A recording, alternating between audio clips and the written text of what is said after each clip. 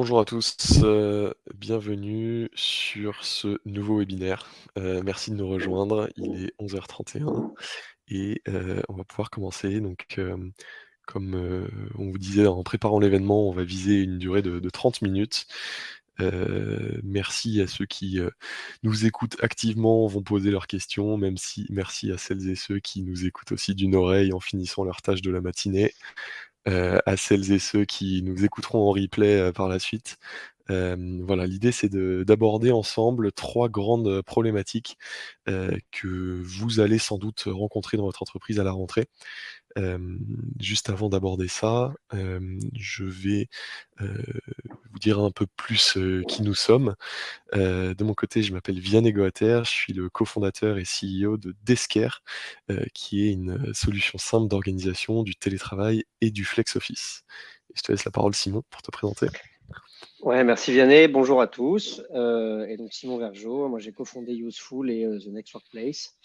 Et donc j'accompagne les entreprises dans leur grande transformation workplace, donc projet d'aménagement et projet de conduite du changement.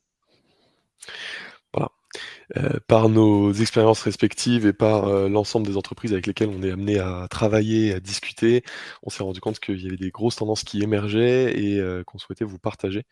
Vous vous reconnaîtrez sans doute dans certaines, peut-être un peu moins dans d'autres, mais elles pourront émerger dans les prochains mois et peut-être qu'à ce moment-là, vous vous direz: «Tiens, j'ai entendu parler de ce point-là et je vais pouvoir peut-être fouiller un petit peu dans ce qui était abordé, à ce webinaire». En tout cas, on espère que ça pourra vous servir à ce moment-là. Hem, on voulait commencer par rendre le webinaire un petit peu interactif. La première question, c'était de vous poser justement la question, d'un principe que sont les jours fixes imposés de télétravail. C'est-à-dire, le fait pour certaines entreprises d'ancrer dans le marbre certains jours de présence. Le lundi et le jeudi, tout le monde doit être au bureau. Heu et inversement, certains jours de télétravail du coup qui sont fixes, qui ne sont pas à la main du collaborateur. Et on voulait savoir ce que vous en pensiez, à titre personnel, si vous pensez que c'est une bonne idée qui permet aux gens de se retrouver simplement ou une mauvaise idée, d'un point de vue, flexibilité ou autre. Hem, je vous invite pour ça à répondre à la partie sondage que vous voyez en bas à droite de votre écran, que vous pouvez utiliser et puis ensuite on pourra, justement rebondir là-dessus dans la suite du webinaire. Voilà, donc dans la partie sondage en bas à droite, je vous invite à répondre. Et ben, on va commencer du coup avec la première tendance, qui va arriver Allez. très prochainement. La première tendance de septembre, Simon, qu'est-ce que c'est? Et ben, c'est la renégociation des accords de télétravail que beaucoup d'entre vous vont connaître ou, êtes déjà en train de connaître. La raison, elle est simple, le nombre d'accords de télétravail signés par des entreprises, du secteur privé, a été multiplié par 10 depuis 2017, et notamment à cause de la crise du covid. Tout le monde s'est doté d'un accord de télétravail. Le sujet, c'est que c'est des accords de télétravail qui étaient souvent mis dans l'urgence, des accords, plus, subis et plus, voilà, adoptés, rapidement que vraiment voulus et définis, de manière fine. Et donc on se retrouve avec, une certaine quantité d'accords, hérités de cette période-là qui ne sont pas forcément, encore adaptés à ce que connaissent les entreprises. Et puis surtout, maintenant les directions des ressources humaines ont 1 an, 2 ans de recul sur la pratique du télétravail de leurs équipes. On arrive du coup à un moment assez intéressant où, les IRP, les CSE et les employeurs vont se remettre autour de la table et rediscuter de ces accords qui peuvent être adaptés ou non. Simon, bah, on a identifié, 5 ou 6 grands axes de négociation. Je te propose de commencer avec le premier. Du coup. Toi, sur les jours fixes, de présence ou les jours à la main du collaborateur, qu'est-ce que tu observes comme tendance et qu'est-ce que enfin, quelles sont tes croyances sur le sujet? Alors, les observations, c'est que tu l'as très bien dit en intro, on a des chartes de télétravail qui sont des chartes de télétravail qui sortent d'une période où on avait plein d'obligations, plein de restrictions, plein de peurs, où la nouveauté était tellement forte qu'il fallait réagir plus que penser long terme. Et donc, on a eu des chartes qui ont sauvé plein de boîtes et plein de collaborateurs, mais qui aujourd'hui sont plus forcément hyper adaptées. Euh, le constat sur les jours fixes, c'est que c'était une bonne façon de savoir qui était là et quand, et on en avait besoin. C'était même réglementaire les premiers mois du Covid. Aujourd'hui, on a vu les limites de l'exercice, notamment, c'est le cas dont je te parlais, c'est le fameux on vous octroie une liberté qui est celle du télétravail. Donc finalement, le message, c'est de dire on vous fait confiance, puisqu'on part du principe qu'on peut vous laisser chez vous, voire même d'ailleurs ailleurs. Vous travaillez, on n'est pas là finalement à vous surveiller d'une certaine façon, et ça se passera aussi bien que si vous étiez dans nos locaux. C'est un peu ça le message qu'entend le collaborateur quand on lui propose cette liberté supplémentaire. Et elle est vite contredite par le bon, je te donne du télétravail, donc je te donne une liberté, mais pas le lundi, pas le vendredi, pas le mercredi après-midi. C'est l'un des exemples qu'on a eu dans un de nos cas d'accompagnement. Et le problème de ça, même s'il y a sans doute des super bonnes raisons logistiques ou opérationnelles de demander ça à son collab, c'est qu'en fait, le collaborateur, lui, ce qu'il entend, c'est OK, donc vous me donnez une confiance que vous me retirez aussitôt, parce qu'en fait, vous pensez que le lundi et le vendredi, je partirai en week-end et que le mercredi après-midi, je serai avec mes enfants. C'est évidemment pas le cas de tous, mais cette façon d'imposer les jours fixes, finalement, elle est un peu contradictoire avec l'idée même du télétravail, qui est de dire on vous octroie une liberté supplémentaire. Donc moi, j'avoue que je suis plutôt favorable au choix de ces jours dans la semaine, voire dans le mois, on en reparlera. En revanche, et en particulier pour les grosses boîtes, il est évident que ça demande une organisation par équipe, par département, parce que en tant que manager, moi demain, si j'ai 20, 30, 50, 100 personnes dans ma direction, je ne peux pas m'amuser à aller chercher où sont les uns et les autres en permanence. Donc ça demande évidemment une rigueur dans l'organisation. Mais pour autant, je pense que c'est plus sain, et surtout qu'après 3 ans, on est arrivé à un stade où on est tout à fait capable, et on s'est rendu compte qu'on était capable de proposer cette flexibilité-là jusqu'au bout, finalement. Carrément. C'est souvent en fait, ces jours fixes de présence, un moyen de se dire: «Ça va être plus simple à organiser». Alors certes, ça peut paraître plus simple à organiser quand, on a ancré dans le marbre que le mardi, c'est telle équipe, le jeudi, c'est telle équipe et cetera. Maintenant le risque, c'est de créer des silos entre équipes qui ne se croisent plus, et même quand bien même en fait, c'est des équipes qui n'auraient pas besoin de travailler ensemble, au-delà du travail ensemble, c'est des personnes par exemple, je pense à des cabinets de conseil où on va onboarder des personnes par batch de 30, 40 personnes d'un coup.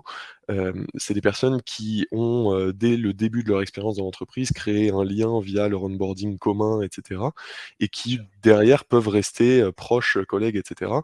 Si on les silote sur des jours de présence qui ne sont pas communs, c'est là où en fait on met en péril un peu la culture de l'entreprise. Et ça vient aussi en général, ces jours fixes, d'une peur, d'une difficulté à organiser. Donc on Oui, choisit des jours fixes, par simplicité, mais en fait, on ne sait pas qu'il est possible d'organiser de manière relativement simple la flexibilité du collaborateur au sein d'un cadre. Ça, on pourra, heu, en rediscuter après, mais il y a des solutions exactement. qui existent évidemment, pour ça. Hem, donc on va pouvoir, aborder le 2e sujet de renégociation justement de ces accords, ça va être le 2 jours ou 3 jours par semaine. Donc j pour vous donner un petit exemple, nous on a 2 tiers de nos clients qui utilisent la plateforme d'Esker qui ont mis en place une règle à 2 jours par semaine. C'est vraiment le modèle qu'on voit, s'imposer assez largement, et le tiers restant navigue entre du 3 jours par semaine ou alors un quota par mois, ça on pourra en reparler, plutôt que par semaine. Ou alors même un pourcentage de présence. Ça, c'est aussi, un sujet qu'on va pouvoir, évoquer.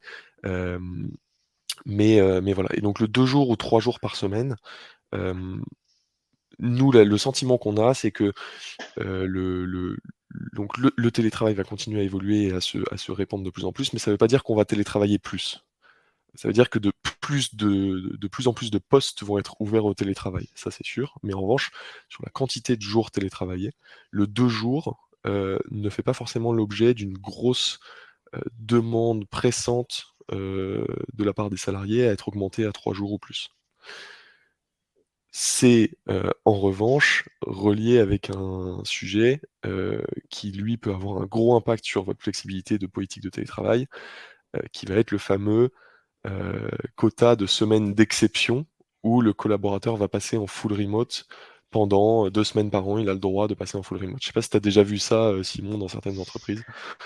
Si, c'est un énorme sujet. On pourrait faire un webinaire que sur cette question. Déjà, rappel, parce que c'est hyper important, et moi, dans les discussions que j'ai avec les RH, DRH et DET, finalement, on l'oublie assez vite. On sort des modèles uniques. Ça n'existe plus. Et c'est important d'accepter ça parce que c'est pas grave. C'est juste une évolution des modes de travail, des organisations du travail. Et au contraire, c'est hyper sain de se reposer plein de questions qu'on ne s'est pas posées pendant les 50, 100 dernières années. Je dis ça parce que finalement, le 2-3 jours, en fonction des. Là, dans les 34 participants qu'on a, il y a sans doute des gens pour qui ça va être plus adapté pour des questions de taille, de métier, de secteur, de moyenne d'âge, de culture. D'autres, ce sera 3, d'autres, ce sera plus. Et c'est pas grave. Et je pense qu'il faut moins se comparer avec les voisins qu'avant. C'est bien d'aller s'inspirer, c'est hyper important, mais on a plus ce modèle unique. Et en tout cas, selon moi, on n'y reviendra pas. Donc, ce qui compte, c'est de créer maintenant le modèle qui correspond le mieux à l'ADN de l'entreprise. Je dis ça aussi parce que d'un point de vue prisme d'entreprise, il y a plein de logistique. Quand une boîte dit on va passer de 2 à 3 jours, évidemment pour elle, ça change énormément de choses dans l'organisation et la gestion de ses collaborateurs. Il ne faut pas l'oublier. Et d'un point de vue collaborateur, avant même de se dire qu'on a besoin du 3e jour de télétravail, il y a une différence entre le besoin opérationnel et le fait de savoir quand on peut le faire. Je pense que le passage du 2 à 3 jours est pas un non-sujet, mais en tout cas un sujet qui n'est pas si impactant parce que il y a plein d'entreprises pour lesquelles les collaborateurs nous disent, nous, les voisins, ils ont 3 jours. Nous, on n'a pas 3 jours, c'est pas juste, finalement. Parfois, on peut les mettre aux 3 jours.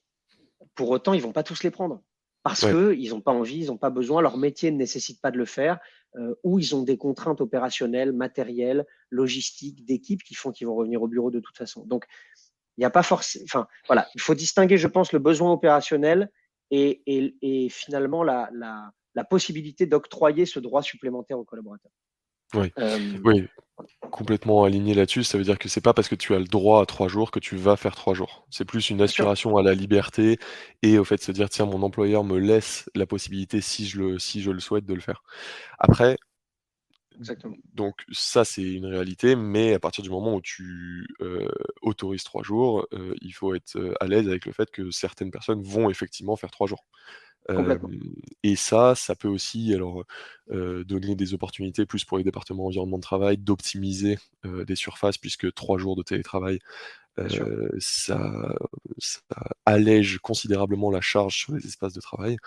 Déjà que les espaces de travail sont, relativement, vides depuis qu'on est passé, au travail hybride et notamment avec certains jours, d'appétence particulière pour le télétravail. Je pense au lundi et au vendredi, évidemment. Mhm. Mais quand on passe à 3 jours, c'est encore un autre, sujet, encore plus important à tacler. Bien sûr, Hem, bien sûr. Juste sur les semaines remote, c'est encore récent, neuf, enfin, c'est encore jeune, pardon. Donc, il y a encore plein de boîtes qui l'ont pas mis en place. Je pense que c'est très sain.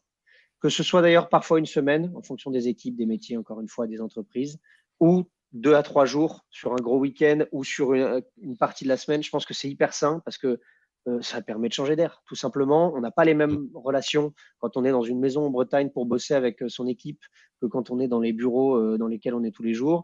Je vois pas ce qui peut être négatif et au pire, il suffit de tester. Ça peut ne pas ouais, marcher, c'est pas grave. Ce qui compte, c'est d'essayer. On est dans la meilleure période de test du monde pour prendre ces risques-là, qui sont des risques légers finalement. Donc j'aurais tendance à être hyper positif là-dessus. carrément. Donc, enfin là-dessus, juste sur les semaines full remote, il y a 2 sujets pour ceux qui nous écoutent. Il y a, le fait de partir avec son équipe télétravaillée et il y a aussi, un point qui est, je pense, hyper important et une clé qui peut être introduite dans vos négociations, renégociations d'accords de télétravail, c'est le fait de dire: «On reste sur un modèle à 2 jours par semaine. En revanche, dorénavant, vous avez 2 semaines dans l'année où vous pouvez partir de votre côté, en télétravail complet». Ça peut même être hors de votre domicile. de manière à profiter, soit d'un lieu de vacances, soit, d'autres choses. Ça, c'est quelque chose qui manque en général aux collaborateurs. En tout cas, c'est un modèle qui tend à s'étendre et à se démocratiser, de permettre ces 2-3 semaines dans l'année où on peut partir, complètement sans avoir besoin d'un jour de présence. Et c'est quelque chose aussi sur lequel, le risque encore une fois est très limité. C'est-à-dire que ça peut très bien se tester à l'échelle d'une équipe avec un retour d'expérience à la fin, notamment du manager, puisque la peur vient en général du côté du manager là-dessus, sur, voilà, je vais pas voir mon équipe, ou telle personne de cette équipe pendant, une semaine entière. Maintenant, on enfin, c'est quelque chose où, ça va très peu impacter, dans les faits, la productivité de la personne, hein. Il y a des études qui existent là-dessus et dans tous les cas, si vous raisonnez à l'échelle d'un pilote, que vous généralisez ensuite à l'échelle de l'entreprise ou non, vous réduisez encore une fois votre risque et en revanche, en termes de perception salariée, cette semaine full remote autorisée dans l'année, elle a une valeur énorme. Voilà. Complètement. Et tout petit détail par rapport à ça, parce que j'ai déjà eu beaucoup les retours des RH là-dessus. Dans toutes ces logiques de mise en place et de proposition, je pense que c'est important de réfléchir de deux façons, c'est-à-dire avec les populations cadres et non cadres, pour une raison toute simple, c'est qu'elles n'ont pas du tout les mêmes façons de travailler, de voir les choses, les mêmes objectifs, les mêmes horaires. Leur contrat de travail n'est pas fait de la même façon, et donc par définition, le prisme de lecture de ces deux types de collaborateurs va être en général différent au sein d'une même entreprise. Donc, il y aura potentiellement pas les mêmes propositions de valeur pour les deux types, ce qui n'est pas grave à mon avis non plus, mais ça vaut le coup de se poser deux fois la question pour éviter qu'il y ait des petits décalages. Complètement, complètement. C'est effectivement le concept de traquance, je vois Marine dans le chat qui utilise ce mot, c'est-à-dire le télétravail depuis le lieu de vacances. Hem En général, le risque pour l'employeur est largement surestimé par rapport à ça. Maintenant, c'est vrai que, il existe une zone un petit peu de flou juridique sur quels sont les besoins d'assurance, notamment est-ce que l'assurance habitation du télétravailleur couvre, les risques qui lui arrivent et cetera et dans les faits, la jurisprudence aujourd'hui est encore en train d'évoluer. C'est vrai que c'est une période qui est assez désagréable et qui peut être inconfortable pour, pas mal d'équipes RH parce que, justement, c'est des sujets qui sont tellement nouveaux que le législateur n'a pas encore eu le temps de rattraper ces sujets. On observe déjà des entreprises qui prennent de l'avance là-dessus, qui l'autorisent, heu, en attendant justement, ça enfin, ça dépend vraiment d'un degré de zèle qu'on met par rapport à une situation qui aujourd'hui n'a pas de règles claires édictées. Ce qui est sûr, c'est qu'il y a pas d'interdiction légale à télétravailler en dehors de son domicile. La contrainte pourrait venir d'un accord de télétravail propre à l'entreprise, la loi ne dit rien sur justement l'interdiction de télétravailler hors du domicile principal. Je voudrais juste, là-dessus, hop, vous partager, une, slide que je trouve importante. Voilà. Donc ça, on a regroupé effectivement, les différents thèmes que vous allez, heu, auxquels vous allez vraisemblablement être confrontés. Il y a un thème qui revient, le lundi et le vendredi autorisés. On rencontre encore des entreprises aujourd'hui qui interdisent le télétravail le lundi ou le vendredi. On revient sur le sujet de la confiance là pour moi, Simon, que tu évoquais, c'est-à-dire que, Mm. donner, enfin déjà, effectivement faire confiance, aux collaborateurs sur, le fait que, ils travaillent de chez soi, ça va de soi, mais même quand on prend en fait en recul ce qui se passe le lundi et ce qui se passe le vendredi au bureau, entre les personnes qui partent, à 15h, le vendredi, qui prennent leur train, les personnes le lundi qui arrivent, pause café, très longue, qui, se débriefent leur week-end et cetera. En fait, on se rend compte que le temps de travail sur ces jours-là est déjà extrêmement réduit au bureau et qui peut être au contraire largement plus grand, paradoxalement, le lundi et le vendredi, en télétravail. Ouais, c'est exactement LDLC, qui est une grosse boîte française, a mis en place le 4 jours par semaine. Ils en ont beaucoup parlé depuis quelques mois. Et dans les constats que fait Laurent de la Clergerie, il explique que déjà, par définition, le 4 jours et demi était de base quasiment déjà fait sans avoir besoin de le mettre en place parce qu'en fait, le vendredi après-midi, la productivité par rapport aux autres demi-journées est pas inexistante, mais en tout cas est bien plus faible pour plein de raisons et que OK. donc l'impact est quasi nul. Euh, donc, en effet, et puis encore une fois, confiance vs contrôle. C'est comme le micromanagement. On en reparlera dans le sujet manager, mais c'est par définition, ne pas faire confiance à ses collaborateurs, c'est déjà envoyer un message qui est compliqué. Ouais.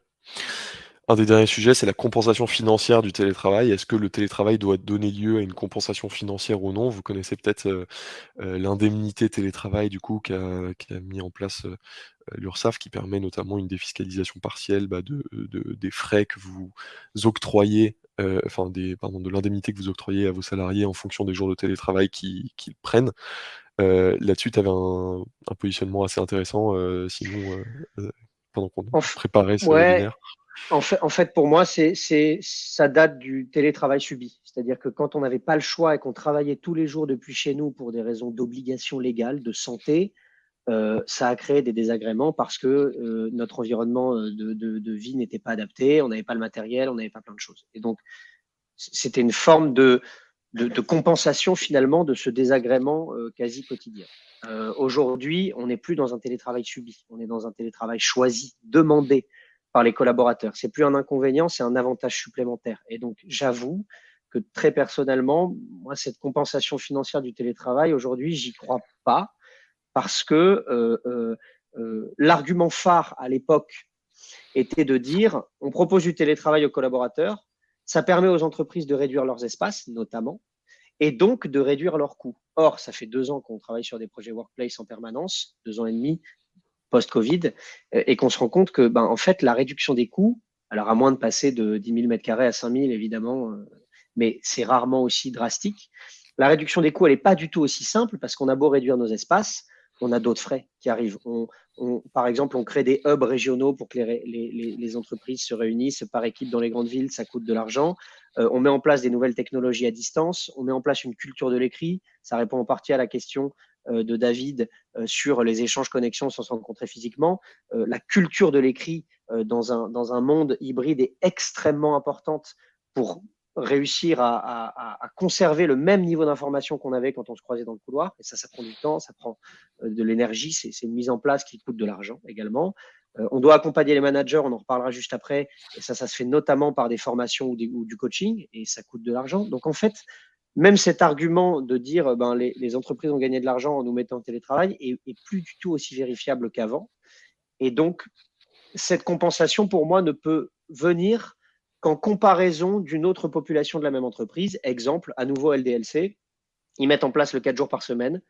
Euh, En l'occurrence, il y a des corps de métier qui ne peuvent pas être en télétravail. Les personnes qui sont dans les agences, qui sont dans les entrepôts, et ces personnes-là, par définition, sont en termes d'équité ou n'ont pas la chance de pouvoir bénéficier de ce jour-là. Et Mmh. elles vont toucher une compensation financière euh, parce qu'elles ne peuvent pas télétravailler comme leurs copains des services support, par exemple. Et donc ça, OK. c'est une forme de compensation que je trouve plutôt juste, mais je pense que la compensation classique du télétravail des personnes qui travaillent derrière un bureau comme nous deux, en tout cas, n'a plus forcément lieu d'être. Voilà. Ça veut dire que LDLC, du coup, a réussi à mettre un prix sur ce que vaut une journée de télétravail. C'est intéressant. Enfin, c'est la question de l'équité, du coup, revient effectivement souvent avec les frontline workers, ceux qui sont vraiment Oui, sur le terrain, quoi, les cols blancs et les cols bleus, et oui. qui ne peuvent pas accéder au télétravail. Et eux, maintenant, certaines entreprises, en tout cas, tu donnes l'exemple d'LDLC, estiment que une compensation financière peut venir contrebalancer l'absence de télétravail. Donc ça, c'est peut-être une piste à creuser si vous avez des relations chez LDLC dans l'audience. N'hésitez pas soit à nous en dire plus, soit même à vous mettre en relation avec eux pour en savoir plus là-dessus.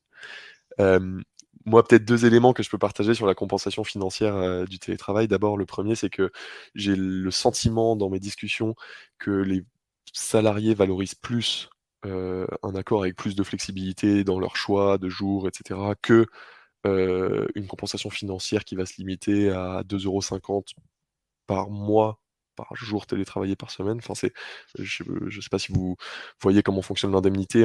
Fanny a posté dans le chat un article qui explique un petit peu comment ça marche, mais c'est des montants qui sont vraiment négligeables.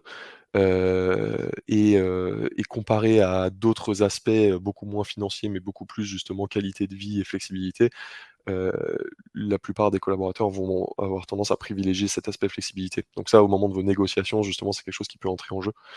La deuxième chose, c'est que pour la compensation financière, donc l'indemnité télétravail, il existe 2 manières de la verser, soit au réel en fonction de ce qui est effectivement, heu, fait comme télétravail, soit de manière forfaitaire. Nous, de ce qu'on voit, on vous recommande de passer sur un modèle forfaitaire qui, peut-être va moins coller exactement à ce qui est fait, mais qui, générera beaucoup moins de friction et de comportement aussi de, vouloir un petit peu profiter du système en déclarant des jours de télétravail qui n'ont pas été effectués et cetera.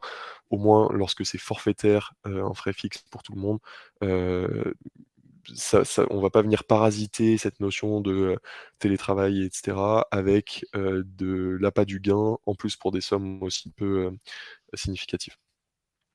Hem, on va essayer d'avancer sur le sujet 2, juste, peut-être pour, ceux qui nous écoutent, hésitez pas à nous remonter via le chat d'autres sujets que vous avez rencontrés lors de renégociations de télétravail, que ce soit des demandes de vos salariés, que ce soit, la direction qui pousse pour autre chose.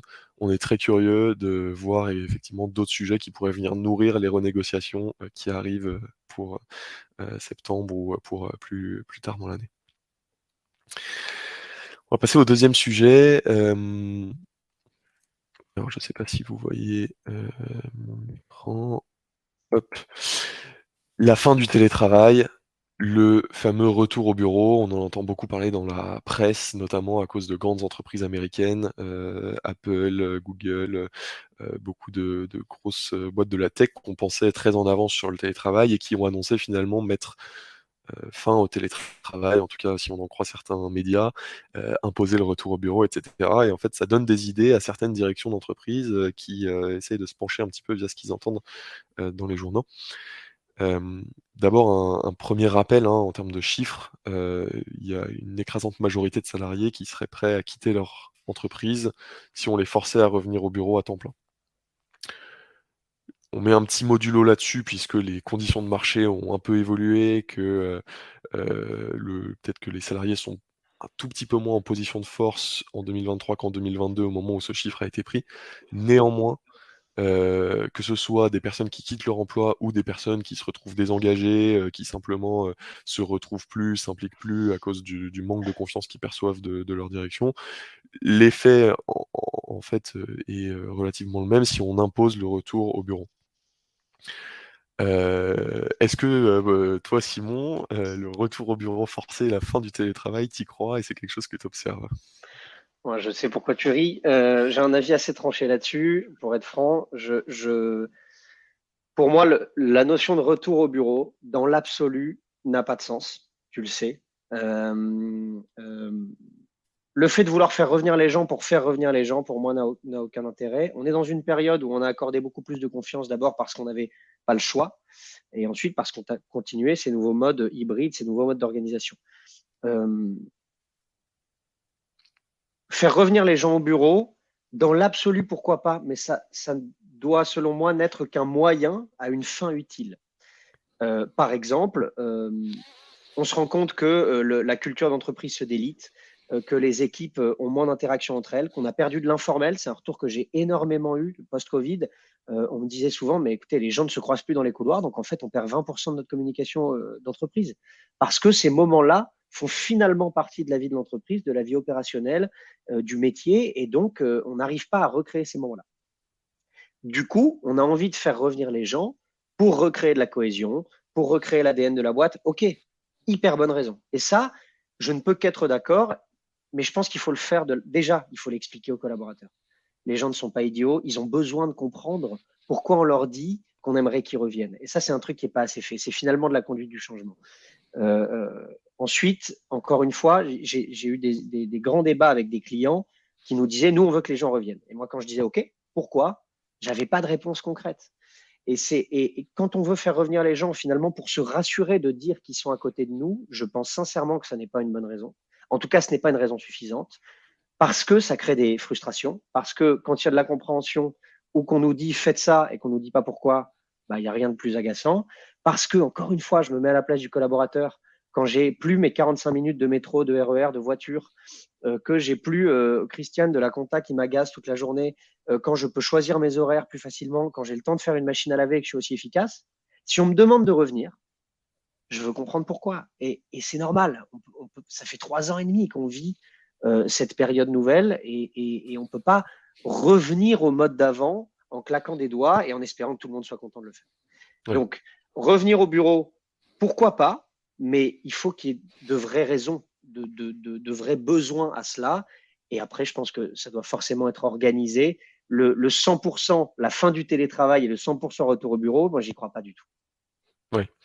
C'est vrai que là-dessus, déjà, je pense qu'on peut évacuer le 1er sujet, c'est que nous, ça nous arrive encore qu'on nous demande: «Mais vous, vous y croyez au télétravail? Vous pensez pas qu'on va revenir à comme avant?»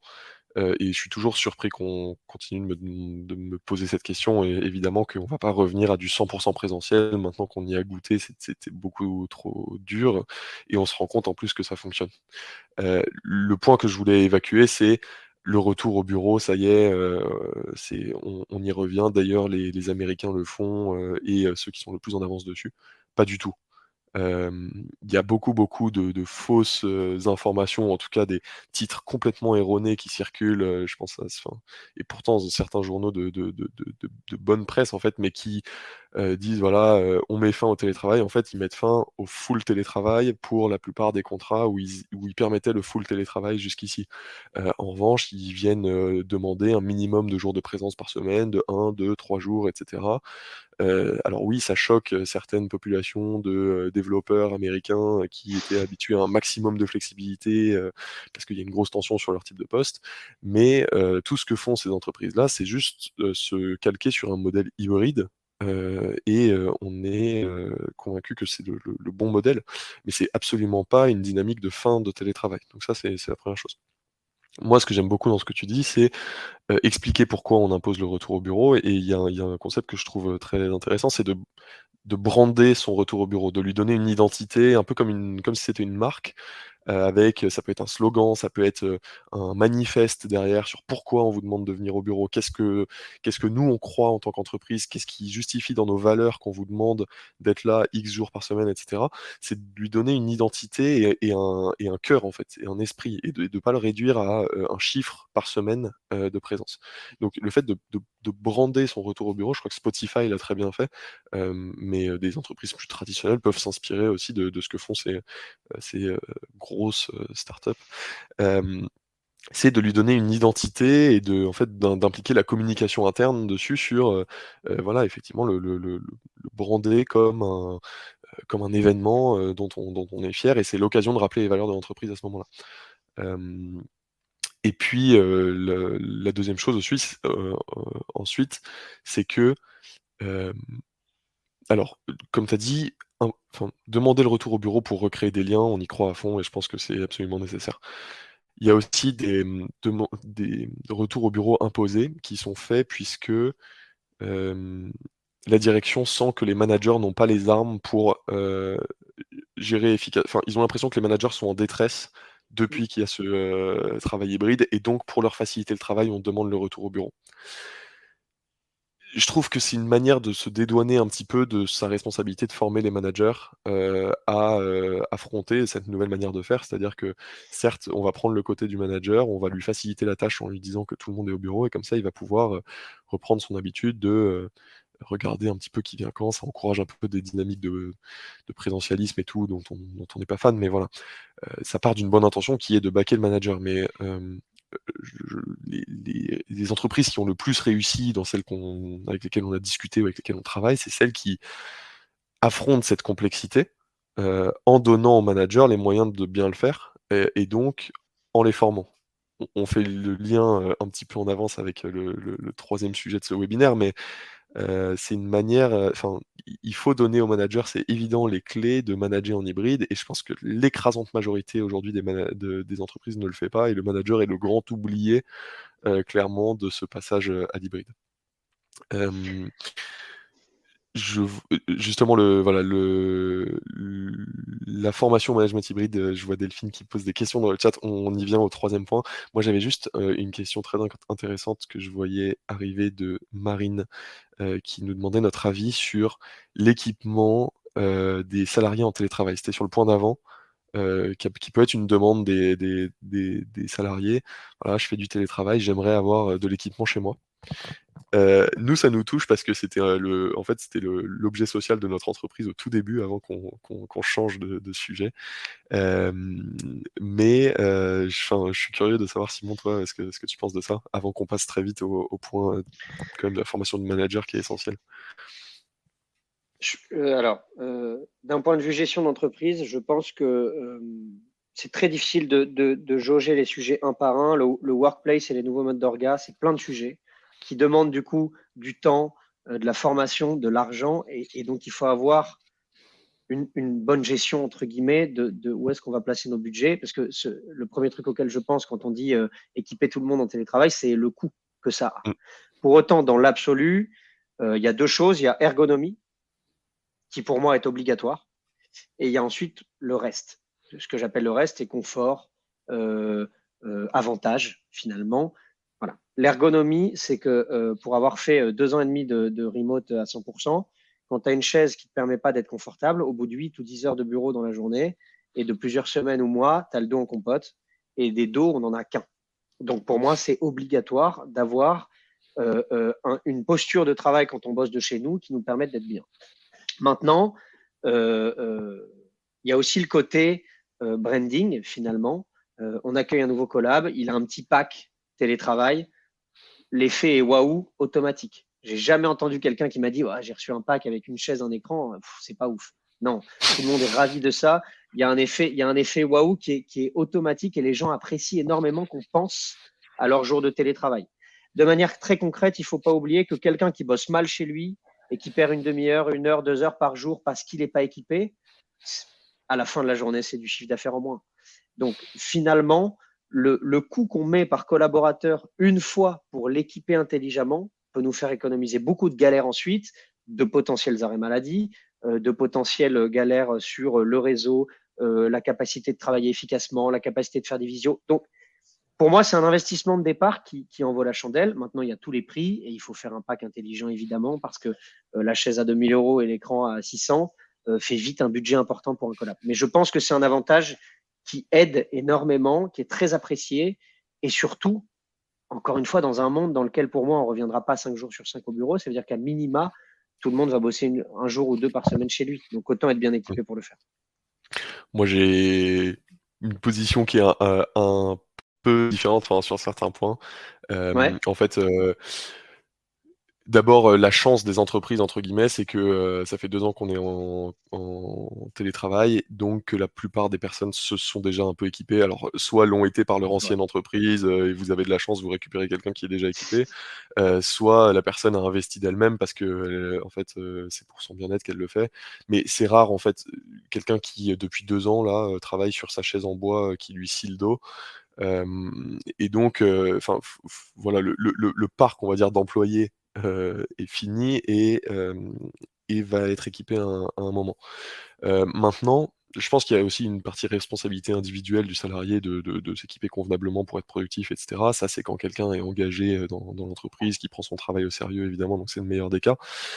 Mais enfin, voilà, c'est toujours une question de coût et d'arbitrage pour l'entreprise. Je trouve que c'est un réel intérêt, une réelle justification quand la personne est en full remote, pour une raison simple, c'est que vous faites des prévisions de recrutement en fonction des full remote, et ces full remote ne monopolisent pas d'espace de bureau, ou en tout cas très rarement, et donc vont vous permettre à vous soit de réduire votre surface immobilière, soit de ne pas l'augmenter alors que vos effectifs augmentent. Et donc ça se justifie entièrement pour le coup, quand quelqu'un est en full remote, de lui octroyer un cadre de travail dans lequel ils se reconnaissent, et surtout c'est aussi une manière à vous, employeur, de vous rappeler à sa bonne à son bon souvenir quand il est en full remote, puisque chaque jour où il se connecte sur son double écran incurvé et qu'il s'assoit sur sa chaise Herman Miller super confortable, bah, en fait, c'est grâce à vous qu'il l'a et donc il est extrêmement content. Donc c'est aussi une manière de se rappeler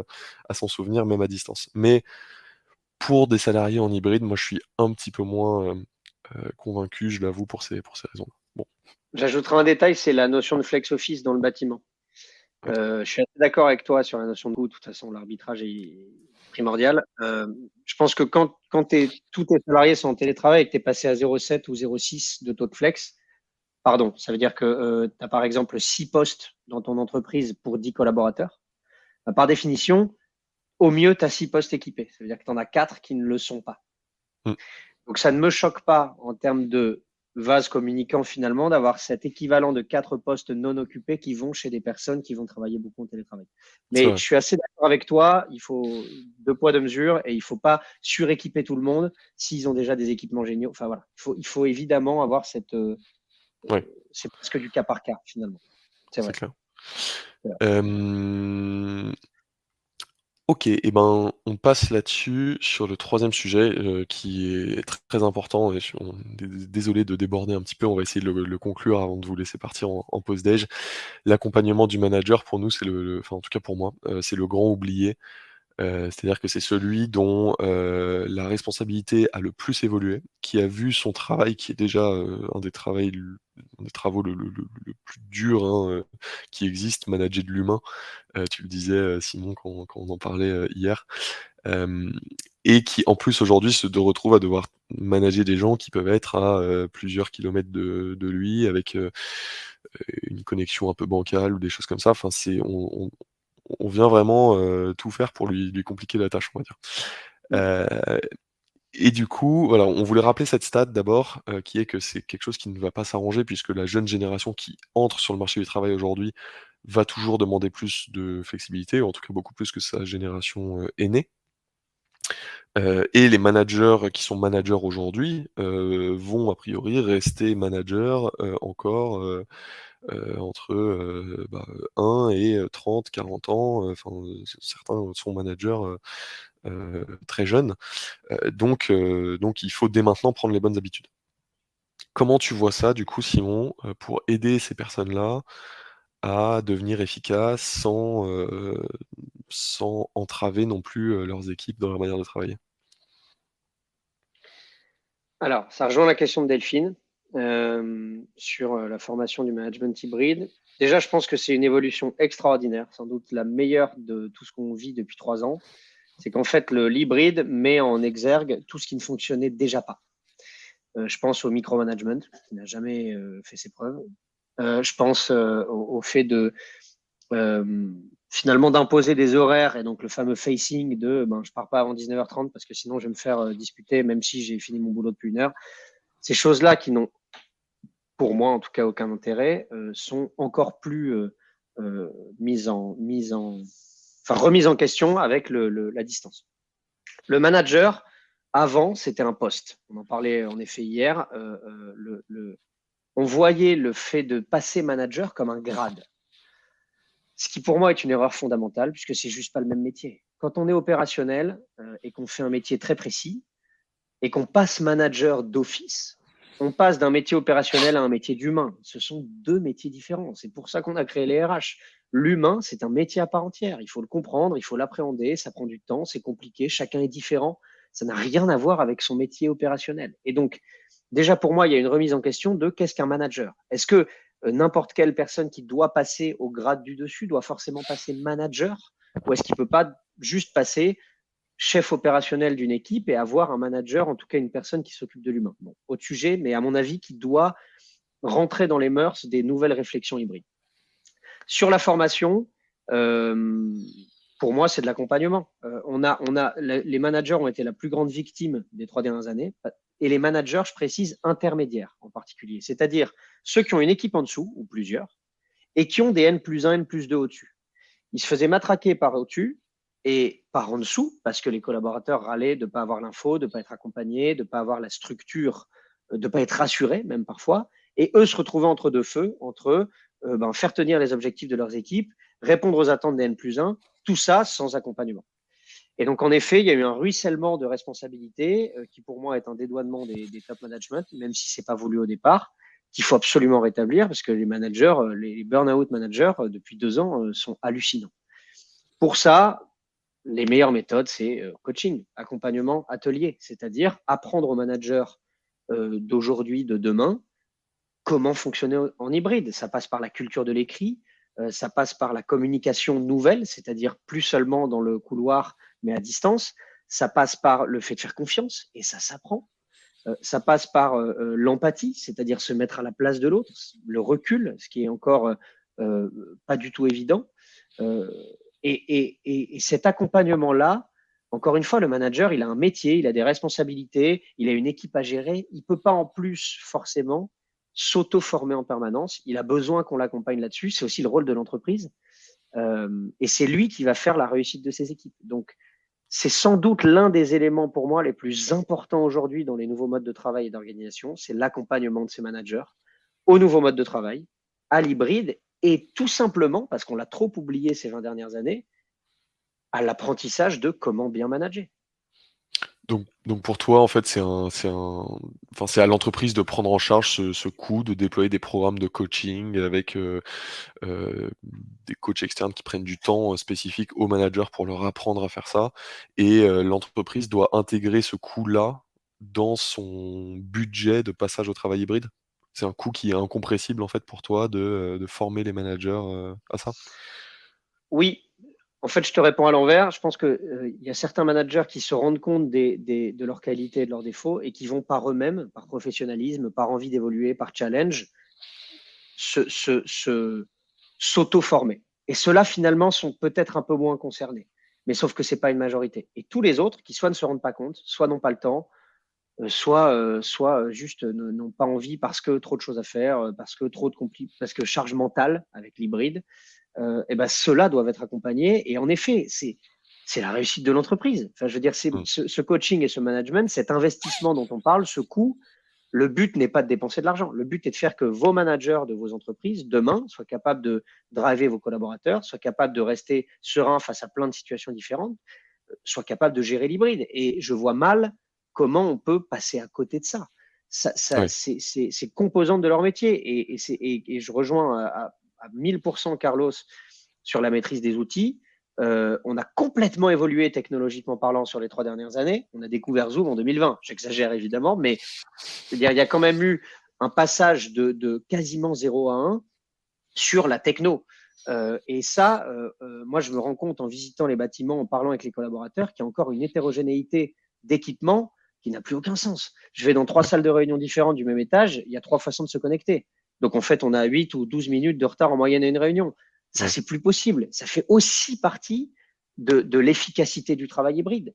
Il faut que l'ordi soit efficace. Et 1000% d'accord, il faut qu'à minima, les managers, pour répondre à Julien, je pense que si tous les managers sont bien formés, eux peuvent déverser, entre guillemets, ces nouveaux apprentissages aux collaborateurs. Je ne suis Mmh. pas sûr, déjà pour des raisons logistiques de temps passé, qu'on puisse former, je pense surtout aux grandes entreprises, 100% des collabs et des managers. Parce que Mmh. ça demande une organisation pour ne faire que des ateliers à ma petite échelle, des 5 ou 10 ou 15 ateliers dans les entreprises relativement importantes. C'est déjà pour elles une organisation très forte de bloquer ces créneaux-là. Je ne suis pas sûr qu'on arrive à former tout le monde à long terme sur l'ensemble de l'hybride et du management. En revanche, prendre des ambassadeurs et des managers pour que eux soient bien formés, ça me paraît indispensable. Oui, sachant qu'ensuite, par ruissellement, normalement, un manager formé doit être capable de lui-même former son équipe, en Oui, disant: et «Voilà ce c'est que j'attends de vous, voilà les ouais, règles communes du jeu». Et là-dessus, enfin, je rejoins Carlos. En fait, pour moi, dans les skills d'un manager hybride, il y a 2 catégories. Il y a, les hard skills et les soft skills, alors comme partout, mais, les hard skills, ça va être vraiment des trucs bateaux comme, comment animer une réunion en hybride. J'ai été mmh, assez surpris, là, récemment, je parlais à une entreprise qui me disait, «On fait pas de réunion en hybride, nous, dès qu'on doit faire une réunion, sinon c'est trop le bazar, donc on demande aux gens de venir sur site». Je me demande, bon, au moins, j'imagine que ça limite le nombre de réunions, mais je me demande à long terme comment tu peux gérer ça et surtout le jour où il y a des décisions à prendre importantes et une personne ne peut pas se revenir sur site, comment ils font? Hem, Animer une réunion, ça veut dire quoi? Ça veut dire être à l'heure, ça veut dire avoir préparé par écrit un agenda de la réunion qu'on met dans le corps de l'événement, dont tout le monde doit prendre connaissance à minima, X temps avant et doit avoir préparé ses points. Ça veut dire envoyer un compte rendu à la fin ou encore mieux, le mettre à disposition sur une base commune de connaissances, type, il y a des outils qui existent pour ça, mais Notion ou un SharePoint ou autre. Hem, Ça veut dire aussi, imposer à tout le monde d'allumer sa webcam, tout simplement. C'est des choses aussi, enfin on est dans l'humain, on est dans des échanges, je veux dire quand on fait une réunion en présentiel, on vient pas cacher, en essayant de se masquer et en plus de masquer ce qu'on fait. La confiance aussi, le collaborateur, il demande de la confiance de son manager, mais la confiance, elle se mérite et elle se mérite notamment en montrant qu'on est pleinement présent dans ce qu'on fait à des réunions, au moment où on le fait. Hem Donc ça c'est vraiment dans la partie hard skill, c'est comment animer ça et de la même manière, je rejoins totalement, Carlos. Par exemple, il y a des entreprises qui ont découvert Teams ou qui ont installé Teams à l'échelle de l'entreprise au moment du Covid. Il y a un monde entre avoir Teams sur son ordi et savoir l'utiliser, mettre à jour, son statut de ne pas déranger, pour signifier que j'ai une phase de focus qui est important de respecter et cetera. Savoir interagir avec, les règles de bonne manière, on va dire, du chat et cetera. Enfin, tous ces nouveaux outils-là ont besoin d'être, vite pris en main et parfois ça passe par des formations techniques avec les personnes qui se sentent le moins à l'aise et je pense qu'il faut aussi déculpabiliser ça, des personnes qui sont moins tech friendly, qui ont dû devenir tech friendly au moment du Covid et qui ont parfois un petit mécanisme de rejet ou de peur parce que, ils le maîtrisent pas forcément. Donc ça, c'est cette partie vraiment hard. Ensuite, la partie soft pour moi, elle vient essentiellement d'un management par les objectifs. Tant qu'il y a pas de management par les objectifs qui est mis en place à l'échelle de l'entreprise, le manager va avoir comme seul moyen de se rassurer sur la performance de son équipe, de regarder ce qu'ils font, un peu comme quand ils étaient au bureau. Donc, regarder les horaires de présence et cetera. Et sauf que ça, en hybride, ça marche plus, tu l'as dit Simon, sinon, c'est juste, on cale des Microsoft Teams toutes les 5 minutes, pour savoir où est-ce qu'on en est dans le projet. Et c'est la meilleure manière de pas laisser quelqu'un avancer sur des sujets de fond. Donc tant qu'il y a Oui, pas de ouais, management par objectif généralisé, c'est compliqué de mettre en place un système qui permette, heu, un hybride qui marche bien, je trouve. oui, c'est un cercle vicieux de toute façon. Parce que encore une fois, le fait de checker en permanence ce que font les uns et les autres met une pression, voire une frustration chez ces personnes-là, qui n'ont du coup pas envie de faire l'effort supplémentaire, qui sont moins Ouais, contents de travailler, de faire les choses, qui ont l'impression d'être fliqués ou de ne pas avoir le niveau et du coup d'être surveillés tout le temps. Il n'y a rien de positif qui se dégage de ça. complètement, complètement. Hem Donc voilà et donc si je retiens bien, Simon, pour toi, ça passe par du coaching et des ateliers, mais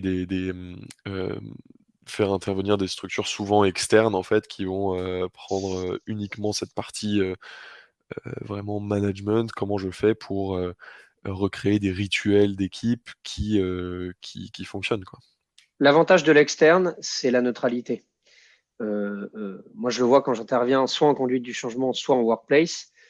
Quand je fais des ateliers avec des managers, des ambassadeurs ou des COMEX, je viens pas là pour leur donner raison ou tort ou les embêter. Je viens là pour les aider, mais surtout, je viens avec une posture de neutralité. Et donc, Ouais, je leur pose des questions, je leur dis ce qui se passe ailleurs, je leur dis ce qui a été vécu, ce qui fonctionne moins, mais j'ai pas de parti pris à leur donner une direction plutôt qu'une autre. Mon but, c'est que ça fonctionne bien pour eux, et eux, c'est leur ADN. Et donc, ça va changer à chaque fois que j'interviens. Donc, le fait est que ces formations-là, pour moi, elles sont indispensables. Et encore une fois, on ne peut pas demander aux gens de tout deviner. L'homme n'aime pas le changement. Tu peux leur proposer les meilleurs espaces, tu peux leur mettre d'esquerre chez eux pour avoir une super gestion. Ben, c'est pareil avec toi. Quand tu installes un module chez des gens, si tu leur expliques pas comment ça fonctionne, ils sont humains, ils ne s'en servent pas. C'est l'accompagnement qui fait la clair. différence. Et donc pour moi, cet accompagnement du manager aujourd'hui, elle est obligatoire. Ouais. Mmh. OK. hyper clair. Et effectivement, ça t'évite aussi avec ces personnes-là de tomber dans les jeux politiques ou enfin, si c'est de la formation en interne, c'est tout de suite un petit peu plus sensible, on va dire, dans on touche à ma manière de manager, donc c'est que en fait, on n'a pas confiance en moi, ou alors, enfin, voilà, ça peut engendrer des frictions comme ça. Exactement. Hem, Bah, écoutez, on arrive à la fin de ces 3 sujets qui sont, pour nous des sujets inévitables, hein, que vous allez croiser justement, au moment de cette rentrée. Déjà, on vous souhaite, un bon courage pour prendre ces sujets à bras le corps, clairement, et le plus tôt ils vont être, justement taclés, le mieux ce sera pour l'entreprise. Hem Si vous avez des questions, nous de notre côté, on a un petit peu de temps avant la pause déj, 5 minutes, 5-10 minutes. Si jamais certains d'entre vous ont des questions, je vais faire juste un petit tour pour vérifier qu'on n'en a pas laissé. Hem,